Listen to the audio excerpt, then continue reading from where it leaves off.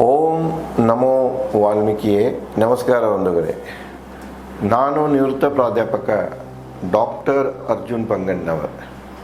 ಹೇ ಸೀತಾರಾಮ್ ವಾಹಿನಿಯ ವಾಲ್ಮೀಕಿ ರಾಮಾಯಣ ಅಂದು ಇಂದು ಚಿಂತನ ಕಾರ್ಯಕ್ರಮದ 591ನೇ ಸಂಚಿಕೆಗೆ ತಮ್ಮೆಲ್ಲರಿಗೂ ಸ್ವಾಗತ.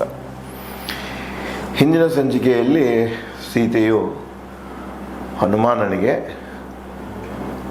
ತಿಳಿಸ್ತಾಳ, ರಾವಣ ನನಗೆ 12 ತಿಂಗಳು ಕೊಟ್ಟಿದ್ದ, 10 ತಿಂಗಳು ಈಗಾಗಲೇ ಮುಗಿದವು, ಇನ್ನು 2 ತಿಂಗಳಿದೆ.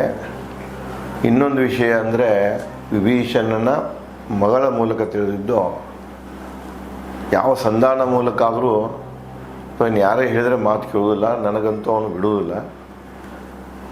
ನಾನು ರಾವಣನಿಂದ ಮುಕ್ತ ಹೊಂದಬೇಕಾಗಿತ್ತಂದ್ರೆ ರಾವಣನ ಕೊಲೆ ಆಗಲೇಬೇಕು, ರಾಮ ರಾವಣನನ್ನು ಹತ್ಯೆ ಮಾಡಲೇಬೇಕು. ಅದು ಒಂದೇ ಪರ್ಯಾಯ ಇದೆ, ಮತ್ತು ಯಾವುದೂ ಇಲ್ಲ. ಅದಕ್ಕೆ ಅವಳು ಹೇಳ್ತಾಳೆ, ರಾಮನಲ್ಲಿ ನಾನು ಪರಾಕ್ರಮ ಶೌರ್ಯವನ್ನು ಕಂಡೇನೆ. 14,000 ರಾಕ್ಷಸರನ್ನು ಲಕ್ಷ್ಮಣನ ಸಹಾಯ ಇಲ್ಲದೆ ಸಂಹಾರ ಮಾಡ್ಯಾರ. ಇಲ್ಲಿ ಬರಾಕ ರಾಮನ ಹೆದರುವುದಿಲ್ಲ ರಾವಣನಿಗೆ ಅಂತ ಹೇಳಿದಾಳೆ. ಈ ಮಾತುಗಳನ್ನು ಕೇಳಿ ಹನುಮಾನನಿಗೆ ಹರ್ಷ ಆಗ್ತದೆ. ಹನುಮಾನ ಹೀಗೆ ಹೇಳ್ತಾನೆ, ಕೇಳಿ ಸೀತೆಯ ಮನದ ಮಾತುಗಳನ್ನು ತಿಳಿದು ಸೀತೆ ಶೋಕ ಹನುಮ ನುಡಿದ. ಸುದ್ದಿ ತಿಳಿಯುತ್ತಿದ್ದಂತೆ ರಾಮ ನನ್ನಿಂದ ಕರಡಿ ವಾನರ ಸೇನೆಯೊಂದಿಗೆ ಶೀಘ್ರ ಬರುವನಿಲ್ಲಿ. ನಾನಿಲ್ಲಿಂದ ಹೋಗಿ ರಾಮನಿಗೆ ನೀನಿದ್ದ ಸುದ್ದಿಯನ್ನು ಮುಟ್ಟಿಸುತ್ತಲೇ ಒಂದು ಕ್ಷಣನೂ ಅವನು ವ್ಯರ್ಥ ಮಾಡುವುದಿಲ್ಲ. ತಕ್ಷಣ ವಾನರ ಕರಡಿಗಳ ಸೈನ್ಯವನ್ನು ತಗೊಂಡು ಬಂದು, ವಾನರ ಸೈನ್ಯವನ್ನು ತೆಗೆದುಕೊಂಡು ಬಂದು ನಿನ್ನನ್ನು ಮುಕ್ತಗೊಳಿಸಲಿಕ್ಕೆ ಇಲ್ಲಿ ಬಂದೇ ಬರ್ತಾನೆ ಅಂತ ಹೇಳ್ತಾನೆ. ಓ ಸೀತೆ, ತಕ್ಷಣ ಮುಕ್ತಗೊಳಿಸುವೆ ಶೋಕದಿಂದ ನಿನ್ನ. ಎನ್ನ ಬೆನ್ನೇರು ಹೊತ್ತೊಯ್ಯುವೆ ರಾಮನ ಬಳಿ. ಇನ್ನೊಂದು ಹೇಳ್ತಾನೆ ಹನುಮ, ನಮ್ಮ ಅಷ್ಟ್ಯಾಕೆ ನಾನು ಹೋಗಿ ರಾಮ್ಗೆ ಹೇಳಬೇಕು, ರಾಮ ಸೈನ್ಯ ತೊಗೊಂಡು ಇಲ್ಲಿ ಬರಬೇಕು, ಯುದ್ಧ ಮಾಡಬೇಕು, ಟೈಮ್ ಆಗ್ತಿದೆ. ಇದೇ ಕ್ಷಣ ನಾನು ನಿನ್ನ ಮುಂದೆ ನಿಂತೇನೆ. ಇದೇ ಕ್ಷಣ ನೀನು ಬಯಸಿದರೆ, ನೀ ಹ್ಞೂ ಅಂದೆ ಅಂದ್ರೆ ನನ್ನ ಬೆನ್ನ ಮೇಲ್ಕೊಂಡು ಒಂದು ಕ್ಷಣದಾಗ ಇಲ್ಲಿಂದ ತಗೊಂಡು ನನ್ನ ಕಿಷ್ಕಿಂದಕ್ಕೆ ಹಾರಿ ಹೋಗ್ತೇನೆ ಅಂಥೇಳಿ ಸೀತೆಗೆ ಹನುಮ ಹೇಳ್ತಾನೆ. ಎಷ್ಟೋ ಜನ ಯಾವ್ಯಾವ ರಾಮಾಯಣ ಓದ್ತಾರೋ ಗೊತ್ತಿಲ್ಲ, ಆದರೆ ಇಂತಹ ಪ್ರಶ್ನೆಗಳನ್ನು ಮಾಡ್ತಿರ್ತಾರಂದ್ರೆ ಅವತ್ತು ಏನು ಹೇಳ್ತಿದೆ ಅಂದರೆ, ಇಲ್ಲ ಹನುಮ ಹೋಗಿದ್ದ, ಹನುಮ ಇಷ್ಟು ಮಹಾಪರಾಕ್ರಮ ಇದ್ದ, ಸೀತೆಯನ್ನು ಅವನು ತರಬೇಕಾಗಿತ್ತಲ್ಲ ಅನ್ನುವಂಥ ಪ್ರಶ್ನೆಗಳನ್ನು ಕಾಲಕ್ಕೆ ಭಾಳ ವಿದ್ವಾಂಸರು ಕೇಳ್ಕೊತ ಬಂದಾರೆ. ಇನ್ನು ಕೆಲವರು ತಕ್ಕಂಥ ಉತ್ತರ ಕೊಡೋದು ಹೋಗ್ಯಾರ. ಇದು ಏನು ಅನ್ನಿಸ್ತಿದೆ ಅಂದ್ರೆ, ಇವರ ಕೈಗೆ ಮೂಲ ರಾಮಾಯಣ ಓದಲಿಕ್ಕೆ ಸಿಕ್ಕಿಲ್ಲ. ಮೂಲ ರಾಮಾಯಣದಲ್ಲಿ ಸ್ಪಷ್ಟತೆ ಇದೆ. ಇಲ್ಲಿ ನಾನು ಹೋಗಿ ರಾಮ ಹೇಳಿ ರಾಮ ಅಲ್ಲಿಂದೆಲ್ಲ ಸೈನ್ಯ ತೊಗೊಂಡು ಬಂದು ಯುದ್ಧ ಮಾಡಿ ಗೆಲ್ಲೋದಕ್ಕೆ ಟೈಮ್ ಆಗ್ತಿತ್ತಮ್ಮ. ಓ ಸೀತೆ, ತಕ್ಷಣ ಇದೇ ಕ್ಷಣ ನಿನ್ನ ಮುಂದೆ ನಿಂತೆ ನಾನು, ಇದೇ ಕ್ಷಣ ನಿನ್ನನ್ನು ಈ ಶೋಕದಿಂದ ಮುಕ್ತಗೊಳಿಸುವೆ. ಈಗೇನು ನಿನಗೆ ರಾವಣನ ಬಂಧನದ ಶೋಕ ಏನಿದೆ, ಆ ಶೋಕದಿಂದ ನಿನ್ನನ್ನು ನಾನು ಮುಕ್ತಗೊಳಿಸಿ ಇದೇ ಕ್ಷಣ. ಅದಕ್ಕೆ ಯಾರು ಇಚ್ಛೆ ಮಾಡಬೇಕು? ನೀನು ಇಚ್ಛೆ ಮಾಡಬೇಕು. ನೀನು ಬಯಸಿದರೆ ಎನ್ನ ಬೆನ್ನೇರು ಹೊತ್ತೊಯ್ಯುವ ರಾಮನ ಬಳಿ ಒಂದೇ ಕ್ಷಣದಾಗ ಇಲ್ಲಿಂದ ನಾನು ಹೊತ್ಕೊಂಡು ನಿನ್ನ ಕಿಷ್ಕಿಂದಕ್ಕೆ ಹಾರಿಬಿಡ್ತೀನಿ ಅಂಥೇಳಿ ಸೀತೆಯಲ್ಲಿ ಹನುಮಾನ ಕೇಳ್ತಾನೆ. ರಾಮ ಲಕ್ಷ್ಮಣರನ್ನು ಕಂಡು ಋಷಮುಖ ಪರ್ವತದಲ್ಲಿ ಶೋಕದಿ ಮುಕ್ತಳಾಗು, ನೋಡು ರಾಕ್ಷಸರ ಸಂಹಾರ. ಅಷ್ಟೆಲ್ಲ ಮುಂದುವರೆದು ಹೇಳ್ತಾನೆ. ನಿನ್ನ ತಗೊಂಡು ನಾನು ಕಿಷ್ಕಿಂದಕ್ಕೆ ಹೋಗ್ತಾನೆ. ಅವರು ಅಲ್ಲಿ ಕಿಷ್ಕಿಂದದಲ್ಲಿ ಋಷಮುಖ ಪರ್ವತದ ಗಿರಿ ಶಿಖರದಲ್ಲಿದ್ದಾರೆ, ಗವಿಯಲ್ಲಿದ್ದಾರೆ. ಇಬ್ಬರು ಕೂತು ನಿನ್ನ ಸುದ್ದಿನ ಅವರು ಕೇಳೋ ಸಲುವಾಗಿ ಆತುರದಲ್ಲಿ ಕೂತಾರೆ. ನಿನ್ನ ತೊಗೊಂಡು ಅವ್ರ ಮುಂದೆ ನಾ ಹೋದ್ನಿ ಅಂದ್ರೆ ಅವರನ್ನು ಕಂಡು ನಿನಗೂ ಸಂತೋಷ ಆಗ್ತಿದೆ. ಒಂದು ವೇಳೆ ನಾನೇನು ತೊಗೊಂಡು ಹೋದ ಸುದ್ದಿ ರಾವಣಿಗೆ ಗೊತ್ತಾಯ್ತು, ಅವರೇನಾದರೂ ರಾಕ್ಷಸರು ಕಿಷ್ಕಿಂದಕ್ಕೆ ಬಂದ್ರಂದ್ರೆ ಅವ್ರನ್ನೆಲ್ಲ ಸಂಹಾರ ಮಾಡುವಂಥ ಶಕ್ತಿ ರಾಮ ಲಕ್ಷ್ಮಣರಲ್ಲಿದೆ ಅಂತ ಹೇಳಿ ಹನುಮ ಸೀತೆಗೆ ಹೇಳ್ತಾನೆ. ನಿಸ್ಸಂಕೋಚ ಬೆನ್ನೇರು ನನ್ನ ಏನು ತೊಂದರೆ ಇದು ಮಾಡಕ್ಕೆ ಹೋಗಬೇಡ, ಸಂಶಯ ಪಡಕ್ಕೆ ಹೋಗಬೇಡ, ನಿಸ್ಸಂಕೋಚ ಬೆನ್ನೇರು ನನ್ನ, ಹಾರಿ ಸಮುದ್ರ ದಾಟುವೆ, ಲಂಕೆಯಲ್ಲಿ ನನ್ನ ತಡೆಯುವ ಸಾಮರ್ಥ್ಯವಿಲ್ಲ. ನನ್ನ ಬೆನ್ಮ ಕೂಡ್ರಮ್ಮ, ನಿನ್ನ ತಗೊಂಡು ಒಂದೇ ಕ್ಷಣದಾಗ ಕಿಷ್ಕಿಂದಕ್ಕೆ ಹಾರಿ ಹೋಗ್ತಾನೆ, ಇಲ್ಲಿಂದ ಹಾರಿ ಹೋಗುವಾಗ ನನ್ನ ತಡೆಯುವಂಥ ಸಾಮರ್ಥ್ಯ ಯಾರಲ್ಲೇನೂ ಇಲ್ಲ ಇಲ್ಲಿ, ಇನ್ಕ್ಲೂಡಿಂಗ್ ರಾವಣ ಬಂತಿಲ್ಲೇ. ವಾಲ್ಮೀಕಿಯವರು ಹೇಳ್ತಾರೆ, ರಾವಣಿಗೂ ಕೂಡ ಹನುಮನನ್ನು ತಡೆಯೋ ಸಾಮರ್ಥ್ಯ ಇಲ್ಲ.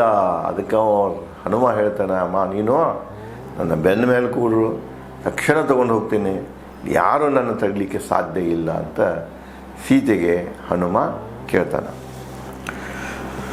ಬಂದ ಮಾರ್ಗದಲ್ಲಿಯೇ ಹೊರಡುವೆ, ನಿಸ್ಸಂದೇಹ ಒಪ್ಪಿಸುವೆ ನಿನ್ನ ರಾಮನಿಗೆ. ಯಾವ ರೀತಿ ನಾನು ಕಿಷ್ಕಿಂಧದಿಂದ ಇಲ್ಲಿಗೆ ಬಂದೇನೆ ಅದೇ ಮಾರ್ಗ, ಇಲ್ಲಿಂದ ಸಮುದ್ರ ದಂಡೆಗೆ ತೊಗೊಂಡು ಹೋಗ್ತೇನೆ, ಸಮುದ್ರ ದಂಡೆಯಿಂದ ಸಮುದ್ರ ದಾಟ್ತೇನೆ, ಅಲ್ಲಿಂದ ನಿನ್ನ ಕಿಷ್ಕಿಂಧಕ್ಕೆ ತೊಗೊಂಡು ಹೋಗ್ತೇನೆ. ಬಂದ ಮಾರ್ಗವಾಗಿಯೇ ನಾನು ಕಿಷ್ಕಿಂಧಕ್ಕೆ ನಿನ್ನ ತೊಗೊಂಡು ಹೋಗ್ತೇನೆ, ನಿನ್ನನ್ನು ರಾಮನಿಗೆ ಒಪ್ಪಿಸುತ್ತೇನೆ. ಕೇಳಿ ಹನುಮನ ವಿಸ್ಮಯ ನುಡಿಗಳು. ಅವಳಿಗೆ ವಿಸ್ಮಯನೂ ಅನಿಸ್ತಿದೆ, ಏನಪ್ಪ ಒಬ್ಬನೇ ಬಂದ ಇವನು, ಧೈರ್ಯ, ರಾವಣನ ರಾಜ್ಯದಲ್ಲಿ ಒಬ್ಬನೇ ಬಂದಾನ, ಸಿಂಹಗಳ ಗವಿಯಲ್ಲಿ ಒಬ್ಬನೇ ಬಂದಾನೆ ಇವನು. ಅಷ್ಟೇ ಅಲ್ಲ, ನನಗೆ ಬೆನ್ನೇರಿ ಕೂಡಮ್ಮ, ನಿನಗೆ ಒಂದೇ ಕ್ಷಣದಾಗ ತೊಗೊಂಡು ಹೋಗ್ತಾನೆ ರಾಮನ ಬಳಿ ಅಂತ ಹೇಳ್ತಿದ್ದಾನ. ಎಂಥ ವಿಸ್ಮಯ ನುಡಿಗಳು ಇವು. ಅವಳಿಗೆ ಒಂಡ್ರನಿಸ್ಬಿಡ್ತದೆ ಅದು, ಏನಪ್ಪ ಇದು ಅಂಥೇಳಿ. ಅರಳಿದವು ಅಂಗಾಂಗಗಳು ಸೀತೆಯ ನುಡಿಗಳು. ನಾನು ಬಯಸಿದರೆ ಇದೇ ಕ್ಷಣ ರಾವಣನ ಹಿಡಿತದಿಂದ ಮುಕ್ತಳಾಗುವೆ ಅನ್ನುವಂಥದ್ದು ಮನವರಿಕೆಯಾಗಿ ಅಕ್ಕಿ ಪ್ರತಿಯೊಂದು ಅಂಗದಲ್ಲಿನೂ ಒಂದು ಪ್ರಕಾರದ ಹರುಷದ ಸಂಚಲನ ಮೂಡ್ತಿದೆ. ಕೇಳಿ ಹನುಮನ ವಿಸ್ಮಯ ನುಡಿಗಳ ಅರಳಿದವು ಅಂಗಾಂಗಗಳು ಸೀತೆಯ. ನುಡಿದಳು ಸೀತೆ ಹನುಮನಿಗೆ, ಓ ಹನುಮಾನ್, ದೂರದವರೆಗೆ ಹೊತ್ತೊಯ್ಯುವ. ನೋಡಿ, ಹೆಣ್ಣು ಮಕ್ಕಳು ಎಷ್ಟು ಒಂದು ಜಾಣ್ಮೆಯಿಂದ ಕೆಲವೊಂದು ಸಮಸ್ಯೆಗಳನ್ನು ಬಗೆಹರಿಸ್ಕೊಳ್ತಾರೆ, ಅಥವಾ ಒಂದು ಬಿಕ್ಕಟ್ಟುಗಳನ್ನು ಮುಂದೂಡ್ತಾರೋ, ಅಥವಾ ಅದನ್ನು ಪರಿಹರಿಸ್ಕೊಳ್ತಾರೆ. ಇಲ್ಲಿ ಸೀತೆ ಕೂಡ ಸ್ಪಷ್ಟ ಆಗ್ತಿದೆ, ಅವಳಿಗೆ ಹನುಮನ ಬೆನ್ನೇರಿ ಕೂರುವ ಇಚ್ಛೆ ಇಲ್ಲ. ಹಾಗೆ ಹನುಮ ತಗೊಂಡು ಹೋದಂದ್ರೆ ಆ ರೀತಿ ಹೋಗುವ ಇಚ್ಛೆ ಸೀತೆಗಿಲ್ಲ. ಅದಕ್ಕೆ ಹನುಮಾನಿಗೆ ಹೇಳ್ತಾನೆ, ನೀನು ನನ್ನನ್ನು ಬೆನ್ನ ಮೇಲೆ ಹೊತ್ಕೊಂಡು ಹೋಗುವಂಥ ಬಯಕೆ, ಇಚ್ಛೆ ನಿನಗೆ ಹೇಗೆ ಬಂತು? ಇದು ಕಪಿತ್ವ ನಿನ್ನ ನಕೋತ್ ಹೇಳಿಬಿಡ್ತಾರೆ. ನನಗೆ ಬೆನ್ನ ಮ್ಯಾಗ ಕೂಡ ತೊಗೊಂಡು ಹೋಗ್ತಾರೆ ಅಂತ ಹೇಳ್ತಾ ಇದ್ದೀಯಾ, ಈ ಬಯಕೆ ನಿನ್ನಲ್ಲಿ ಹೆಂಗೆ ಹುಟ್ಟಿತದೆ? ಇದು ನಿನ್ನ ಕಪಿ ಬುದ್ಧಿ, ಮಂಗ ಬುದ್ಧಿ ಅಂತ ನನಗನ್ನಿಸ್ತಿದೆ ಅಂತ ಹೇಳ್ತಾಳೆ. ಚಿಕ್ಕ ಗಾತ್ರದ ಕಪಿ ನೀನು, ನೋಡಾಕ ಸಣ್ಣ ಮಂಗ್ಯಾನ ರೂಪದ ನಿಂತಿ ನೀನು, ಹೇಗೆ ಒಯ್ಯುವೆ ನನ್ನ ಹೊತ್ಕೊಂಡು ನೀ ಹೆಂಗೆ ಹೋಗ್ತಿ? ನನ್ನ ಪತಿ ಮಾನವ, ರಾಮನ ಬಳಿ ರಾಮ ಮಾನವ, ನೀನು ಕಪೀಶ್ವರ. ನೀನು ನೋಡಿದ್ರೆ ಸಣ್ಣ ಗಾತ್ರದಿ ನಿನ್ನ ಬೆನ್ನುವೆ ಹೊತ್ಕೊಂಡ ರಾಮನ ತನಕ ಹೆಂಗೆ ಹೋಗ್ತಿ ನೀನು? ಏನು ಮಾತಾಡ್ತಾ ಇದ್ದೀಯ ನೀನು? ಏನು ಚೇಷ್ಟೆ ಮಾಡ್ತಾ ಇದ್ದೀಯನು? ಅದಕ್ಕೆ ಅವನಿಗೆ ಕವಿ ಹೇಳ್ತಾನೆ, ಕಪಿತ್ವ ಅಂತ ಕರಿತಾನೆ. ಎಂಥ ಒಂದು ಕಪಿ ಚೇಷ್ಟೆಯನ್ನು ಮಾಡ್ತಾ ಇದ್ದೀಯಾ ನೀನು ಅಂತ ಹೇಳ್ತಾನೆ. ಕೇಳಿ ಸೀತೆಯ ಮಾತು ಮಜುಗರವಾಯಿತು. ಹನುಮ ಹೇಳ್ತಾನೆ, ನಾನು ಸೀತೆ ಇಚ್ಛೆ ಮಾಡಿದರೆ ಇದೇ ಕ್ಷಣ ರಾವಣ ಬಂಧನದಿಂದ ಬಿಡಿಸಿಕೊಂಡು ರಾಮನ ಕಡೆ ಹೋಯ್ತೀನಿ ಅಂತ ನಾನು ಹೇಳಕತ್ತೇನೆ ಸಂತೋಷ ಸುದ್ದಿಯನ್ನು. ಬಟ್ ಸೀತೆಯಲ್ಲಿ ಇನ್ನೂ ನನ್ನ ಮ್ಯಾಗ ವಿಶ್ವಾಸ ಇಲ್ಲ. ನನ್ನ ಗಾತ್ರ ನೋಡಿಕೊಂಡು ನನ್ನಿಂದ ಇದು ಸಾಧ್ಯವಿಲ್ಲ, ಇದು ಅಸಾಧ್ಯ ಮಾತು, ಏನೋ ಚೇಷ್ಟೆಗೆ ಹೇಳ್ತಿದ್ದಾಳಲ್ಲ ಅಂಥೇಳಿ ಮಜುಗರ ಆಗ್ತಿದೆ ಹನುಮಾನನಿಗೆ. ಮೊದಲು ಹನುಮನಿಗೆ ಮನದಲ್ಲಿ ಅಂದನು, ಅಷ್ಟು ಮಜುಗರಾದ ಖುಷಿ ಮನಸ್ಸಿನಾಗ ಅಂದ್ಕೊಳ್ತಾನ. ಕಪ್ಪು ಕಣ್ಣಿನ ಸೀತೆಗೆ ಗೊತ್ತಿಲ್ಲ ನನ್ನ ಶಕ್ತಿ, ಮನಸ್ಸಿನಾಗ ಅನ್ಕೋತಾನಮ್ಮ. ಸರಿ ಇದೆ, ಅದು ಸತ್ಯನೇ ಇದೆ. ನಿನ್ನ ಮುಂದೆ ನಾನು ಸಣ್ಣ ಕಪಿ ರೂಪದಲ್ಲಿ ನಿಂತೇನೆ, ನಾನು ಒಂದು ಸಣ್ಣ ಮಂಗ್ಯಾನ ರೂಪದಲ್ಲಿ ನಿನ್ನ ಮುಂದೆ ನಿಂತೇನೆ. ಮತ್ತು ನಿನಗೆ ಅದು ಅನಿಸಿಕೆ ಆಗೋದು ಸಹಜನೇ, ಸಣ್ಣ ಮಂಗ್ಯ ಐತಿ, ನಾನು ಹೊತ್ಕೊಂಡು ಅಲ್ಲೇನು ಹೋಗ್ತೀವಿ ನೀನು ಅಂಥೇಳಿ ಭಾವಿಸೋದು ಅಥವಾ ತಿಳ್ಕೊಳ್ಳೋದು ಒಂದು ತೀರ್ಮಾನಕ್ಕೆ ಬರೋದು ಅದು ಸತ್ಯನೇ ಇದೆ. ಆದರೆ ನನ್ನಲ್ಲಿ ಎಂತಹ ಅದ್ಭುತ ಶಕ್ತಿ ಅಡಗಿದೆ ಅನ್ನೋದು ನಿನ್ನ ಅನುಭವಕ್ಕಿಲ್ಲ. ನನ್ನ ಶಕ್ತಿ ಬಗ್ಗೆ ನಿನಗೆ ಅನುಭವ ಇಲ್ಲಂತ ಹನುಮ ತನ್ನ ಮನಸ್ಸಿನಲ್ಲಿ ಅಂದ್ಕೊಳ್ತಾನ. ಅವಳ ಮುಂದೆ ತಾಳಬೇಕು ಎನ್ನ ರೂಪ. ಹಾಗಾದರೆ ನಿನ್ನ ಇಲ್ಲಿಂದ ತೊಗೊಂಡು ಹೋಗುವಂಥ ಸಾಮರ್ಥ್ಯ ನನ್ನಲ್ಲಿ ಐತೆ ಅಂತ ತೋರಿಸ್ಕೊಳ್ಬೇಕಾಗಿತ್ತು ಅಂದರೆ ನಾನೇನು ಮಾಡಬೇಕು, ನನ್ನ ನಿಜ ರೂಪಕ್ಕೆ ಬರಬೇಕು, ನನ್ನ ದೈತ ರೂಪವನ್ನು ತಾಳಬೇಕು. ತಾಳೆ ಮುಂದೆ ನಿಂತಾಗ ಅವಾಗ ಏನಾದರೂ ಅವಳಿಗೆ ಮನವರಿಕೆ ಆಗಬಹುದು ಅಂಥೇಳಿ ಮನುಷ್ಯನ ಅನ್ಕೊಂತಾಳೆ. ಸೀತೆಗೆ ತೋರಿಸಿದ ಹನುಮ ತನ್ನ ನಿಜ ರೂಪಕ್ಕೆ ಬಂದುಬಿಡ್ತಾನೆ. ಸಣ್ಣ ಕಪಿಯಿಂದ ತನ್ನ ನಿಜ ರೂಪಕ್ಕೆ ಬರ್ತಾನೆ, ದೈತಾಕಾರದಾಗಿ ನಿಲ್ತಾನೆ. ಗಿಡದಿಂದ ಹಿಡಿದು ತನ್ನ ಗಾತ್ರ ಎತ್ತರಿಸಿದ. ಗಿಡದ ಮ್ಯಾಗ ಕೂತು ಹಂಗೇನು ಮಾತಾಡ್ತಿರ್ತಾನೆ, ಗಿಡದಿಂದ ಕೆಳಗಿಳಿದು ಬಂದ ತನ್ನ ಗಾತ್ರವನ್ನು ಎತ್ತರಿಸ್ಕೊಳ್ತಾನೆ. ಮೇರು ಮಂದರ ಪರ್ವತಗಳಂತೆ ಹೊಳೆಯುವ ಜ್ವಾಲೆಯಂತೆ ನಿಂತ ಸೀತೆ ಮುಂದೆ ತನ್ನ ನಿಜರೂಪ ತೊಟ್ಟಾಗ, ಮೇರು ಮಂದಾರ ಪರ್ವತ, ನಮ್ಮಲ್ಲಿ ಬರುವಂಥ ದೊಡ್ಡ ಪರ್ವತಗಳಂದರೆ ಮೇರು ಮಂದಾರ. ಮೇರು ಮಂದಾರ ಪರ್ವತ ಗಾತ್ರದಲ್ಲಿ ನಿಂತು ಬಿಟ್ಟ ಹನುಮ. ಅವನು ನೋಡಕತ್ರ ಜ್ವಾಲೆಗಂತೆ ಹೊಳಿತಾ ಇದ್ದವನು. ಈ ಒಂದು ರೂಪದಲ್ಲಿ ಹನುಮ ಸೀತೆಯ ಮುಂದೆ ನಿಲ್ತಾನೆ ಮತ್ತು ಸೀತೆಗೆ ಹೇಳ್ತಾನೆ, ಎನ್ನ ಭುಜದ ಮೇಲೆ ಲಂಕೆಯನ್ನೇ ಹೊತ್ತೊಯ್ಯುವೆ.